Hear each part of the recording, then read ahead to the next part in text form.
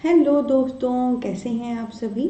आप सभी का ही हार्दिक स्वागत और हार्दिक अभिनंदन करती हूँ मैं प्रीति मध्यार, इंडिया के सबसे पहले पॉकेट फ्रेंडली चैनल और ऐप पॉकेट पढ़ाई पर।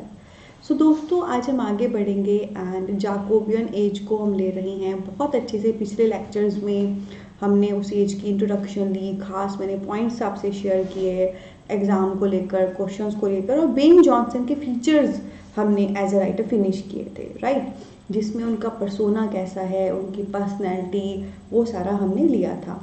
तो दोस्तों, आज अब इस सेशन से ऑनवर्ड बेन जॉनसन के जो वर्क हैं वो हम करने शुरू करेंगे। तो जो जो उनके वर्क हैं, जो एग्ज़ाम ओरिएंटेड काम के हैं, उनकी जो खास बातें हैं वो हम करने शुरू करेंगे, ठीक है। तो आइए लेना शुरू करते हैं बेन जॉनसन के वर्क। तो दोस्तों, बेन जॉनसन के बहुत सारे वर्क हम लेंगे एंड आने वाले कुछ लेक्चर्स इन्हीं वर्क पे आधारित होंगे, क्योंकि एक एक करके बहुत प्यार से हमने हर लेक्चर लेना है।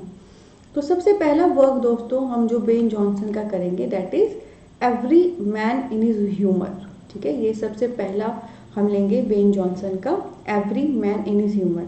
And if you do remember, इस वर्क के बारे में बहुत पहले मैंने आपको बताया था कि ये जो every man in his humour था, इसमें शेक्सपियर ने भी खुद एक्ट किया था। ये मैं पीछे आपको बता चुकी हूँ। शेक्सपियर जैसे जो ग्रेट राइटर हैं, उन्होंने बेन जॉनसन के इस play every man in his humour में जो है परफॉर्म किया था, जो 1598 में आया था। तो आइए इस प्ले को, इसकी खास बातों को देखते हैं। तो दोस्तों, सबसे पहले मैं आपको इसमें बताना चाहूँगी कि every man in his humour ये की है सभी ड्रामा के लिए, यानी कि इसके जो भी ड्रामा थे उनकी जो चाबी है वो इसी से है। यानी कि ये मास्टरपीस वर्क था बेन जॉनसन का, जिससे कहीं ना कहीं जो आने वाला हर लेक्चर, हर ड्रामा था बेन जॉनसन का, वो जुड़ा हुआ था। यानी कि अगर आप every man in his humour को अच्छे से पढ़ लें बेन जॉनसन को, तो आपको बेन जॉनसन के सारे ड्रामा, उनके सब ड्रामा प्लेस की करेक्टराइजेशन, स्टोरी लाइन अच्छे से समझ आ जाएगी, ठीक है। तो ये जो है every man in his humour, ये जो है की है उनके सभी ड्रामा की, उनकी सभी ड्रामा की जिस्ट यहाँ मौजूद है। इसमें दोस्तों बताया गया है कि कैसे जो ह्यूमर होता है, जो मजाक होता है, वो हमारी सोसाइटी का एक मेन करेक्टरिस्टिक है। यानी कि हमारे सोसाइटी का एक मेन फीचर है ह्यूमर, है ना। देखो, जैसे हम सोसाइटी के बिना नहीं रह सकते ना, वैसे सोसाइटी में बिना ह्यूमर के, बिना हंसे नहीं रह सकते, है ना। जैसे अगर दुख है तो सुख भी है, तभी जिंदगी का फन है, जिंदगी का मजा है। एंड ह्यूमर हर कोई है जो टटोलता है अपनी ज़िंदगी में। तो यही उन्होंने कहा है कि जो हमारी सोसाइटी है, जो हमारा समाज है, उसका ह्यूमर एक बहुत इंपॉर्टेंट जॉनर है, हंसी मखौल बहुत इंपॉर्टेंट जॉनर है, वो ये बताता है।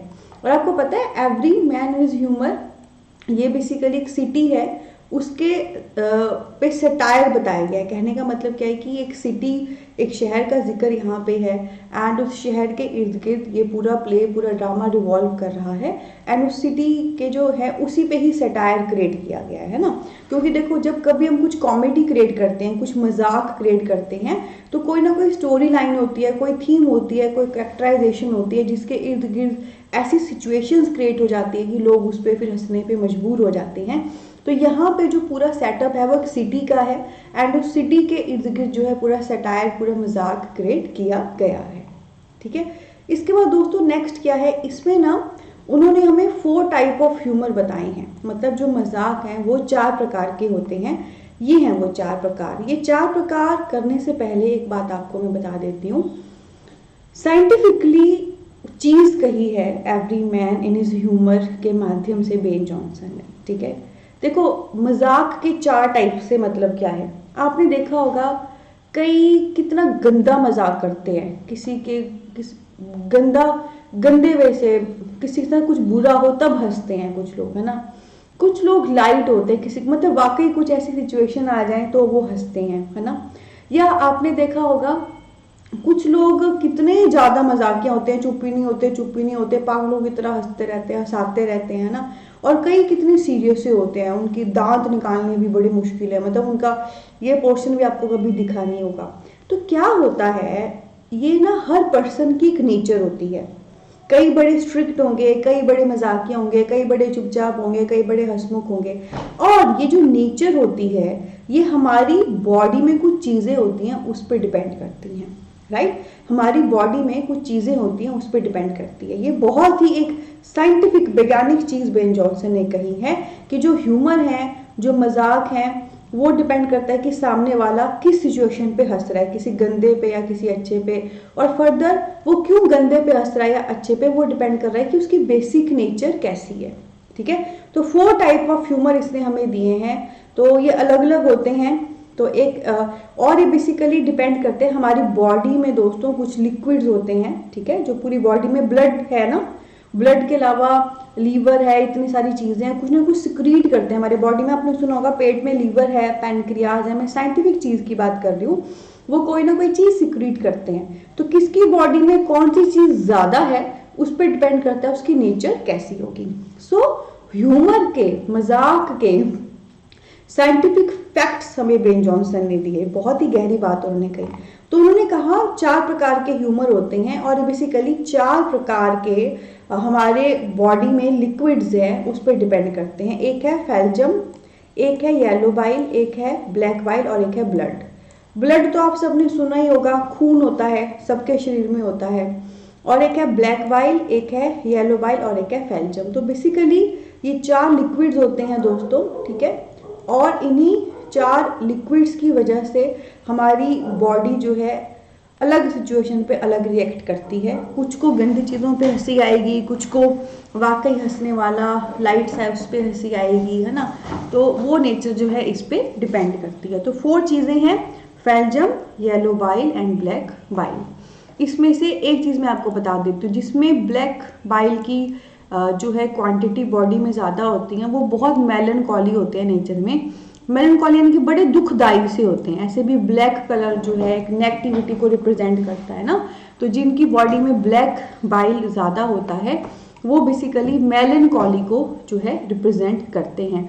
तो ये सारे आपने बस ध्यान रखना है, बेन जॉनसन ने साइंटिफिक वे से हमें बताया कि ह्यूमर कितनी प्रकार का है। ह्यूमर जो है इंसान से बना है, ठीक है। इंसान कुछ बोलेगा, सामने वाला इंसान हंसेगा, ह्यूमर हो गया। अब सामने वाला इंसान किस सिचुएशन पे रिएक्ट करता है वो अलग अलग डिपेंड करता है उसकी बॉडी में कौन सा लिक्विड है। तो 4 लिक्विड हैं, phlegm, yellow bile, black bile and blood, ठीक है। ब्लड आप सबने सुना ही है। तो जिनमें येलो बाइल होता है वो बेसिकली कॉलेरिक बोलते हैं उनको नेचर में, ब्लैक बाइल होता है वो मेलनकॉली होता है, और ब्लड ऑफ फैल्जम। तो यहाँ पर एक प्रश्न मैं आपको घर से दे रही हूँ, क्योंकि ऐसे तो मैं करवाने को यहाँ भी करा दूँ, पर आप में से मेरे पास आर्ट्स के ही स्टूडेंट है, मैं साइंस बैकग्राउंड से रही हूँ तो मुझे पता है।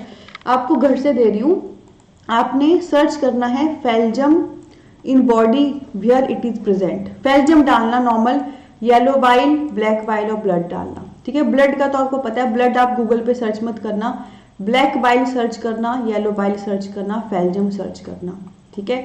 तो जैसे ही आप इनको डालोगे फैल्जम, येलो बाइल, ब्लैक बाइल, आपके सामने गूगल पे ओपन हो जाएगा कि ये कहाँ से सिक्रीट होते हैं या हमारी बॉडी पे कहाँ मौजूद है। बस आपने इतना ध्यान रखना है, बस दैट वुड बी सफिशिएंट।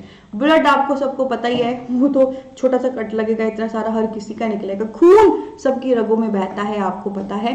पर you have to remember this 3 things extra, phlegm, yellow bile, black bile. Black bile is melancholy, yellow bile means choleric. ये आपने देख लेने हैं। बस पेपर में अगर प्रश्न आएगा तो ये 4 ह्यूमर्स पूछे जाते हैं, इनके नेम पूछे जाते हैं, और आप जब इनको प्रॉपर सर्च करोगे गूगल से आपको पता लगेगा कि बॉडी के किस पार्ट में ये हैं, कहाँ से सिक्रीट होते हैं, तो आपको ये वर्ड और भी ज़्यादा पक्के याद हो जाएंगे। और एक टिप आपको देना चाहूँगी, जब कभी कोई ऐसी टर्म आपके सामने आए जो ऐसे आपने नहीं सुनी है, टफ लग रही है, तो उसको बार बार करो, जगह जगह से करो। वो बार बार जगह जगह से करते हो, जो एक्स्ट्रा याद करने के चक्कर में ये मीन ऑटोमेटिकली याद हो जाते हैं, ठीक है। सो ये है दोस्तों एवरी मैन इन ह्यूमर। ये बेसिकली 1598 में आया था, इसमें शेक्सपियर ने भी परफॉर्म किया है। ये सभी ड्रामास की हैं, ठीक है, बेन जॉनसन के। इसमें सोसाइटी पे जो है काइंड ऑफ एक सटायर क्रिएट किया, एक सिटी है उस पर सटायर क्रिएट किया गया है।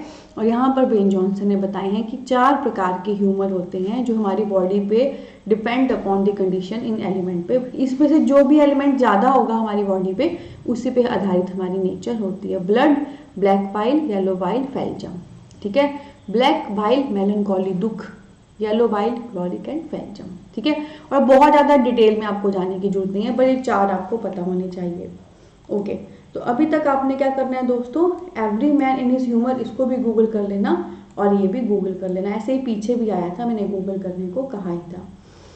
उसके बाद दोस्तों नेक्स्ट वर्क जो हम बेन जॉनसन का लेंगे, date is Cynthia revels by Ben Jonson. ठीक है, Cynthia revels by Ben Jonson. तो इसमें मैंने आपको सिर्फ यही बताना है कि इस पे कोर्ट पे ह्यूमर है। कोर्ट क्या होता है, दरबार।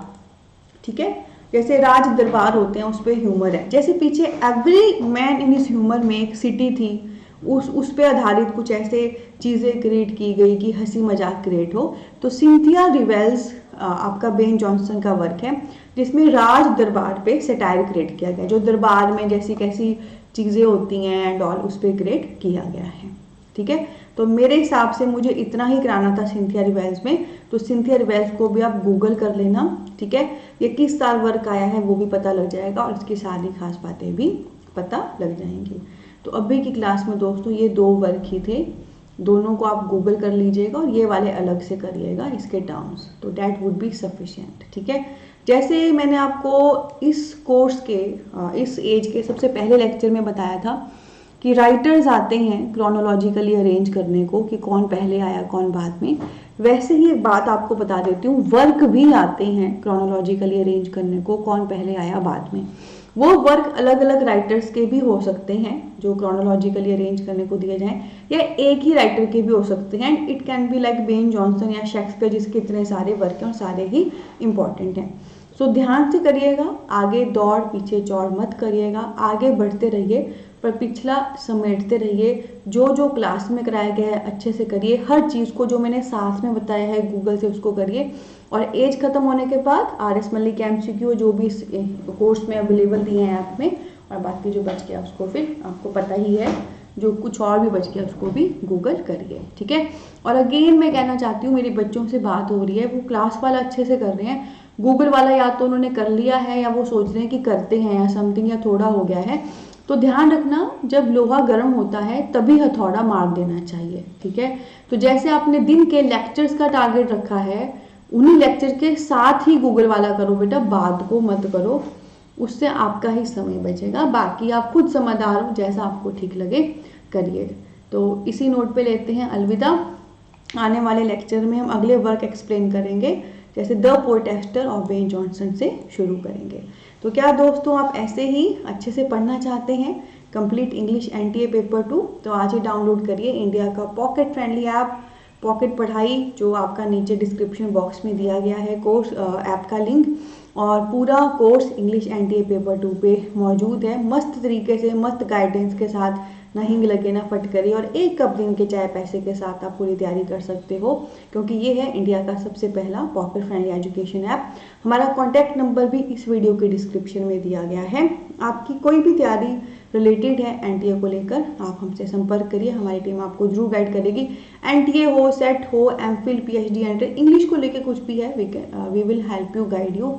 एंड इसके अलावा दोस्तों बहुत खूबसूरत परिवार है आप सबका अपना, इंस्टाग्राम, फेसबुक, टेलीग्राम पे पॉकेट पढ़ाई, फॉलो अस देयर। और ये जो पहला पॉकेट फ्रेंडली ऐप है इंडिया का, जहाँ पे हमारा नारा है #truly democratizing education in India, Bharat में सही मायनों में लोकतांत्रिक वाद हो पढ़ाई का, हर घर पढ़ाई पहुंचे, हर बच्चा पढ़े और आगे बढ़े, इसका हिस्सा बने। बहुत सारा प्यार और ब्लेसिंग, टेक केयर।